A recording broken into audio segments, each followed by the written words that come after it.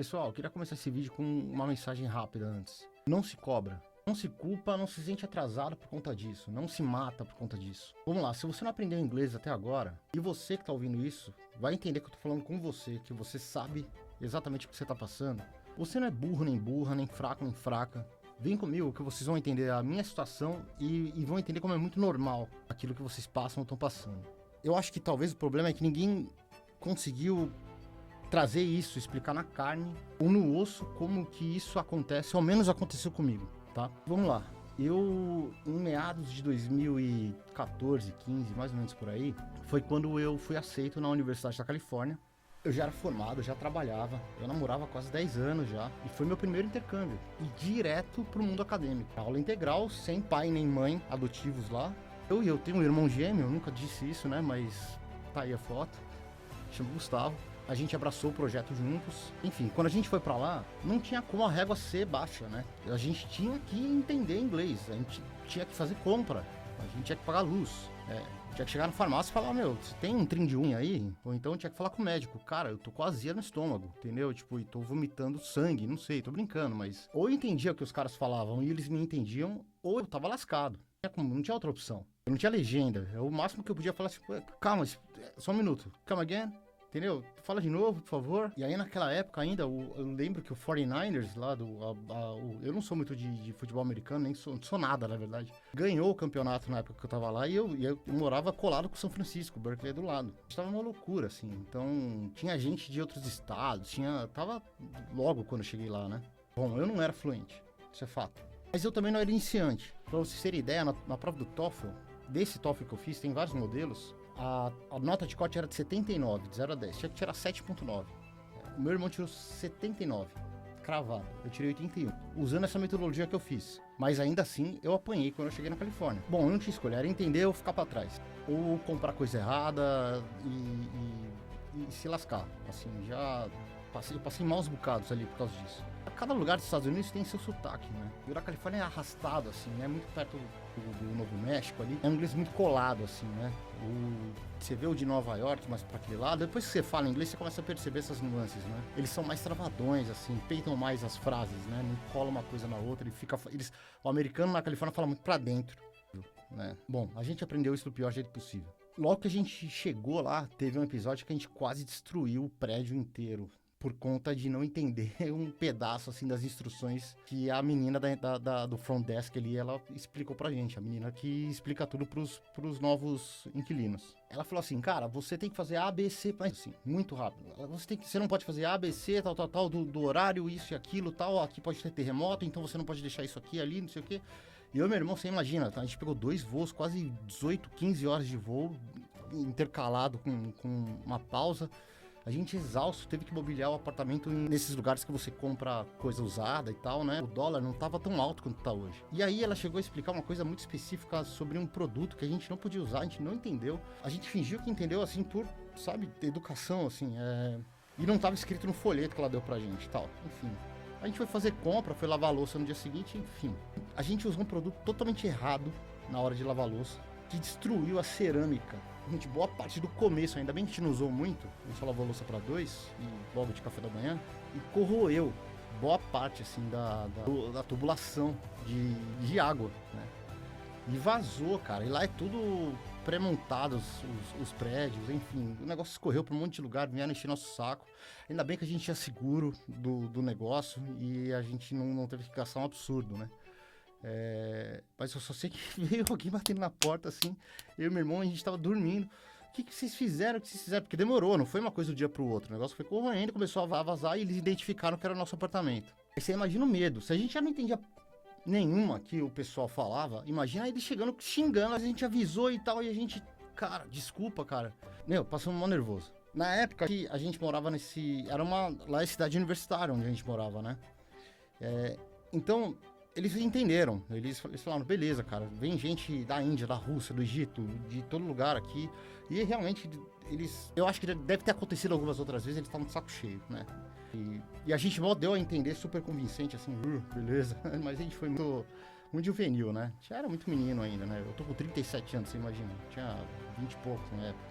E por incrível que pareça, eles gostam bastante de brasileiro quando você é um cara dedicado e você tenta ajudar bastante lá. Então a gente depois foi muito bem quisto, assim, dizendo que a gente, sabe, não quis atrapalhar, a gente pediu muito desculpas, assim, um entrelaço ali. Mas lá eu aprendi uma coisa, cara, o ano lá. Não adianta você ficar só falando o beabá se você não se estressa no seu inglês. Eu lembro que quando a gente foi embora, a gente falou com essa mesma menina, quando a gente tava indo embora de volta pro Brasil. Tipo, acabou tudo mesmo, depois de um... E a gente falava com ela como eu tô falando com vocês, assim. Foi um estresse voluntário. A gente não tinha opção a não ser... Depois desse trauma mesmo, a gente tinha que falar essa parada, cara. A gente tinha que falar isso, meu. Então, eu e meu irmão, a gente se colocou de falar assim, quando a gente tem a oportunidade de falar inglês na frente dos outros, se tiver um cara que não fala português, a gente vai falar inglês um com o outro. Isso deixou, assim, pra gente 10% do nosso dia em português. A gente errava e a gente sempre pedia pro pessoal retornar pra gente se a gente tava errado. Tinha gente lá que falava 3 idiomas, 4 idiomas, cara. Era bizarro, bizarro. Nunca vou esquecer um amigo meu russo, falava japonês, francês, inglês, russo e tava arranhando português. Dmitry Maevsky. Só que chega uma hora, cara, não tô brincando, você cansa. Você chega em casa, você tá cansado de pedir comida, de pensar, de ir no banheiro, ver avisos, placas em inglês, tudo em inglês. Você sente que não é tua língua nativa, cara. Você tá exausto. E quando você chega em casa, teu cérebro tá pesado, parece que tem uma tonelada. E não é de estudar, é de pensar num outro formato. Quando você pensa em inglês, a tua emoção se vocaliza de um jeito diferente. Ela é diferente. Então chegava fim de semana, eu e o Gustavo, a gente não saía, cara. A gente ficava assim, totalmente excluído, assim. A gente não queria falar com ninguém. No máximo um amigo ou outro que chegava em casa e a gente dormia. E era isso. Ou estudava e dormia e descansava.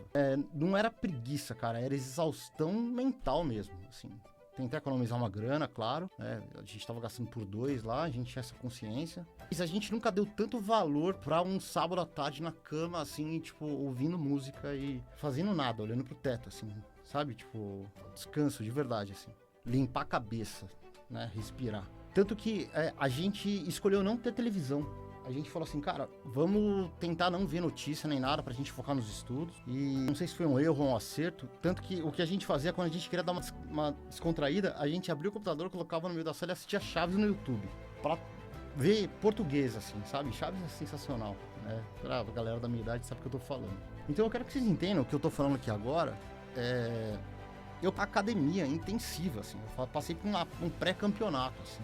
Porrada mesmo, assim, foi complicado. Mas você imagina isso, foram 3, 4 meses que aí eu vim pro Brasil no intervalo da minha pós. Só que a gente sentia que a gente treinava, a gente tava lá, mas a gente ainda travava, cara.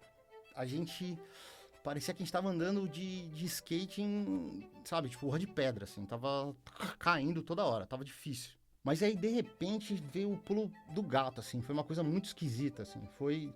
Eu não sei se é porque é meu irmão gêmeo, que é igual. Teve um intervalo de aulas, a gente tava morrendo de saudade da nossa família.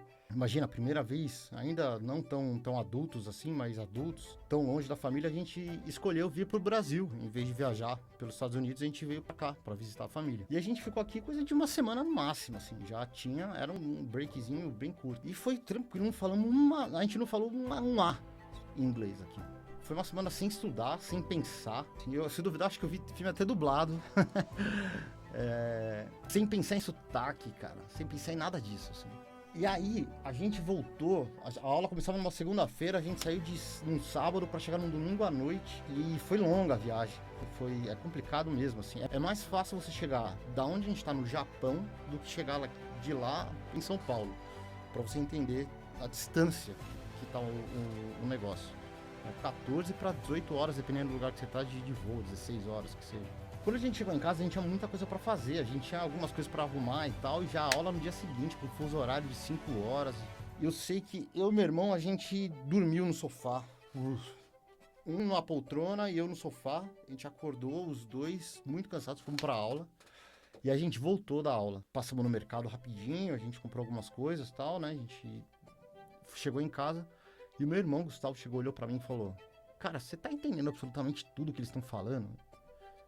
Eu falei: cara, meu inglês tá muito melhor. Assim, olha, eu juro por tudo, gente. Parece que a tatuagem cicatrizou, assim. Ó. Parece que a sinapse, a neuroplasticidade, a neuroplasticidade é criar novas sinapses, né? Novas conexões de neurônio e fortalecer outras. Parece que cicatrizou, assim.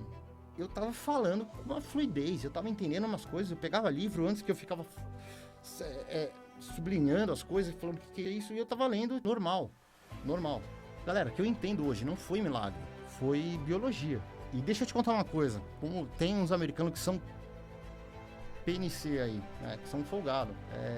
Uma menina falou assim pra mim, você nunca vai falar inglês como eu falo. Minha ideia não é falar igual eles, é falar igual eles pra entender o que eles falam e mostrar pra eles que eu tomei tempo pra entender o que eles estão falando, porque eu quero fechar um negócio com eles, porque eu quero mostrar que eu quero essa vaga de emprego, porque eu quero mostrar que a cultura deles não é só o que importa pra mim, mas é que exista uma fluidez de comunicação muito boa. E aí, quando ela falou pra mim, você nunca vai falar inglês igual eu falo, eu falei pra ela, você sabe que eu só falo inglês porque você não fala uma segunda língua? Demorou um pouquinho pra ela processar, mas vocês entenderam o que eu quis dizer, né? Aquilo ali podia ter me quebrado, podia ter deixado eu no chão, me sentindo super mal. Mas aí eu pensei, cara, a gente fala português e a gente tá aprendendo uma língua totalmente diferente da nossa, que não conjuga verbo, e todo mundo fala, o espanhol vai ser fácil pra você. É mais difícil ainda, porque você não sabe quando você tá falando certo ou errado, porque é tão igual, né? Português é uma língua extremamente difícil. E é muito difícil a gente se imergir no inglês aqui no Brasil. Por isso que a gente tem que criar mecanismos pra gente dar esse mergulho, entendeu? Eu tive o privilégio e a oportunidade de morar lá fora. Mas a gente precisa construir essas características aqui pra gente. Porque senão a gente vai empurrando e daqui a pouco a gente tá com 35, depois a gente tá com 40 anos e a gente vai falar, não fiz. E não vai fazer nunca. Por isso, galera, eu entendo que eu tenho aqui o Gringo Mode, eu entendo que eu tenho aqui como os gringos pensam e etc. Mas o mais importante é você ter um manual de sobrevivência. A partir disso, essa é a fundação de tudo. Aí você vai construindo pronúncia, você vai construindo outras coisas. Por isso que eu criei o Aqui Intercâmbio, para você começar com a base, você falar a sua manhã inteira. Meu irmão hoje ele é casado com uma britânica, tem um filhinho com ela. Ela tá falando português, por incrível que pareça, e ela fala espanhol também. Eu não tô falando isso pra me gabar, tá? De maneira nenhuma. Eu sei que eu tive muita sorte na minha vida de fazer essas coisas, entendeu? Eu fui privilegiado. E o que eu faço aqui é trazer um pouco pra vocês do que eu aprendi. Então, se você tá estudando inglês, você tá sentindo que você não sai do lugar, cara, talvez você tá no lugar onde você deveria realmente estar. Não se cobra, não se mata, mas não desiste no meio da dor. Essa é a hora que você vai virar a chave. Sabe quantas vezes eu pensei em parar esse canal? Não tá me dando R$1 por mês, velho. E eu continuei. Eu tive um problemaço de saúde. A minha família teve um problemaço. Vocês viram que eu fiquei quase 10 dias sem postar nada. E eu voltei pra cá. E eu tô longe de monetizar. Mas uma hora a chave vai virar. Eu acredito muito nisso. E uma hora o seu cérebro vai virar chave se você se entregar. Que seja 10 minutos por dia. O Slash não aprendeu a fazer o Switch On Mind do dia pro outro. Ele treinou no mínimo todo dia 10 minutos. É isso, galera. É um manifesto, é uma exposição da minha experiência e é um tamo junto. Eu tô num ponto agora que eu quero muito mais ver gente tendo prazer em aprender e melhorar do que qualquer outra coisa. É isso, nem vou fazer CTA aqui de vocês curtirem ou não o canal, enfim. Talvez ninguém chegou nesse fim aqui, mas é isso. Continua firme, se não é no inglês, em qualquer outra coisa, se é na academia, no seu tratamento de algum tipo de problema de saúde, qualquer outra coisa, não desiste. Você vai virar do 99 pro 100º grau. Do grau 1 até o grau 98, a água não mexe, arrebenta, uma hora vai acontecer. Pergunta pra qualquer músico aí se não teve que ralar um monte antes de ficar famoso. Qualquer ator, atriz, e contem comigo.